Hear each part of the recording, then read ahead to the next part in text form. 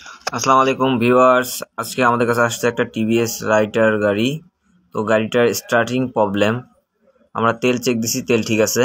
এখন আমরা প্লাগটা চেক দেব, প্লাগটার কি অবস্থা।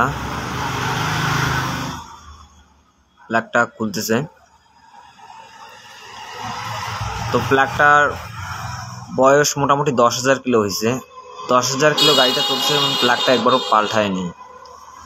তো আমরা প্লাগটা আগে দেখি একটু কারেন্টটা ঠিক আছে নাকি। কারেন্ট পাচ্ছে না। সাধারণত 10,000 কিলো পরপর প্লাগ চেঞ্জ করার নিয়ম। আমরা প্লাগটা এখন চেঞ্জ করে দেখব। আমরা টিভিএস এর অরিজিনাল লং প্লাগ একটা নিছি।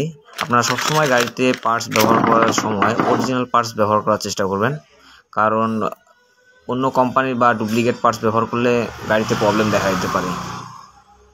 তো দেখি গাড়িটি স্টার্ট হয় নাকি।